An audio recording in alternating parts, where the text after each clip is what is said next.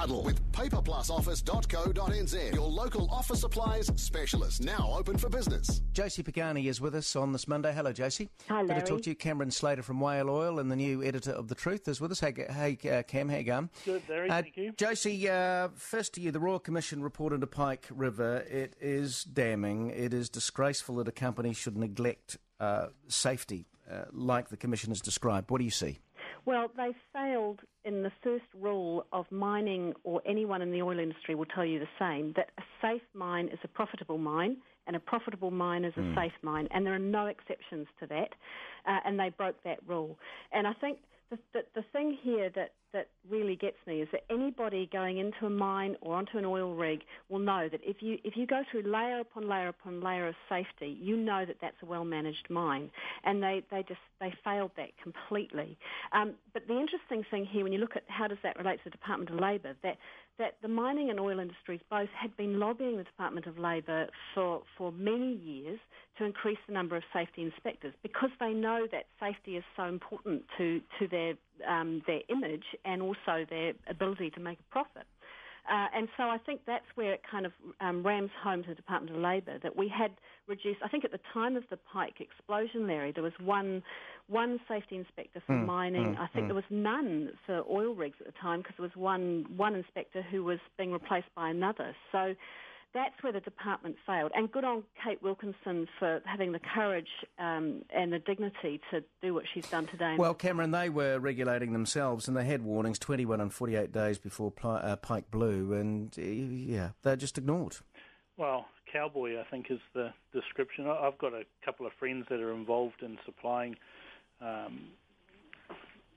consumables to the mining industry, and they were warning me about Pike River and something imminent happening there, because contractors, subcontractors, etc., weren't paying their bills, and Josie's absolutely right when she says about profitability, and it has an interesting contrast now when you hear the clamouring for the calls to keep the unprofitable Spring Creek mine open. Profit helps pay the bills, which helps pay the bills for safety and all of those sorts of things. So, it's an absolute tragedy. The report says that it didn't need to have to happen, and Kate Wilkinson has instead of being a vulnerable minister, has turned herself into an honourable minister and resigned. We'll come back in just a moment. Cameron Slater, Josie Pagani on the Huddle. It's 16 to 6.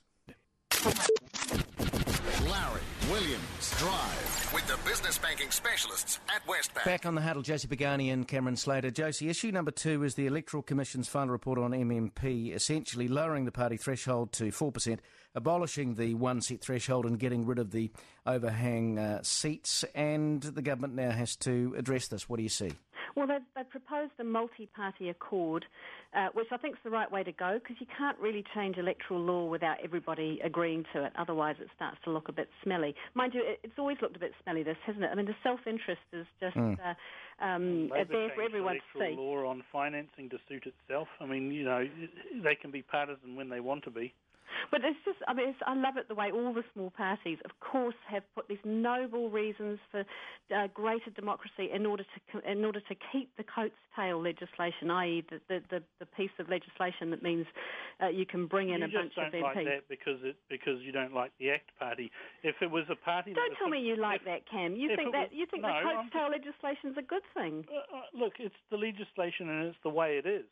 And then therefore we should still have kings and queens. No, actually, what we should do is have implemented the Royal Commission's recommendations originally with no Maori seats and all the rest of it. This little review, remember, is Simon Power's little landmine as he left Parliament, where he set up the referendum to get the result he wanted, which was to retain MMP. No, and then come on, then Cam. a review to screw the scrum for his lefty mates. This isn't Simon Power's evil plan. This was actually something that the polls will tell you just about every New Zealander wants to get rid of that awful coat's tail legislation where you bring in and they want to lower the threshold too. There's support for that. Yeah, they want to lower the threshold so we'll have greater instability. You mentioned Josie, the multi-party accord. You won't get it because, as you said, it's self-interest. So you're not going to get a multi-party accord. Yeah, but you can't have one party decide to change the rules that determine who gets elected without the others at least agreeing to it. They'll all have to compromise. Yeah. Look, I would have liked to have seen a bit more, who knows what they'll do, but I would have liked to have seen more of a balance towards electorate seats and less list MPs. I know that's one of the recommendations. I bet you they don't act on that. I bet none of them act on that. Cameron, issue 3, the US elections. The polls indicate a close race, probably Obama. What do you see in this? I'm not buying that it's a close race. I wrote a post this morning about that very issue, about it being a toss-up. It's mathematically not really a toss-up. And when you look at the actual electoral college and how presidents are elected, it's a very difficult path for Mitt Romney to get up there. And basically, in order for him to win, you have to believe that every poll that is out there is completely biased.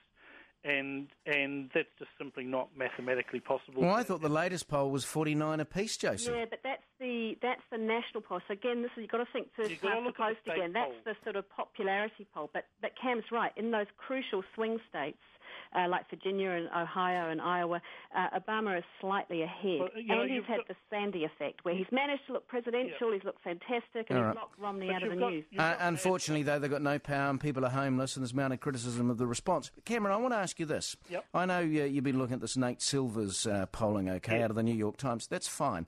But if Romney has got the momentum, which he appears to have the momentum in Ohio, Florida and Virginia, and even Pennsylvania, for goodness sake, which hasn't had a Republican since 1989 from memory, it's neck and neck there. No, if he picks up Pennsylvania, that's 20 Electoral College votes, and you'll be paying for Leighton Smith's lunch. Either way, I'm going to have a good lunch, though. Let's take a bet. I bet it's going to be Obama easy. It'll be an easy win. Look, Josie, that's a surprise. I bet you $10,000. No, I don't. I did a post about these polls where they're saying about what's called Mitt-mentum. It doesn't exist. Mitt-mentum stopped a long time ago, and if you have a look at just the weekend's pollings, which Nate Silver has, I mean, that's his job. He looks at statistics and numbers. It's not about politics. It's about the raw numbers. 21 polls over the weekend, 19 of them with Obama up. Where's the momentum of Mitt Romney? Cameron, thank you. Cameron Slater, and thank you, Josie Pagani on the Huddle. Murray Deakin next. It's 9 to 6.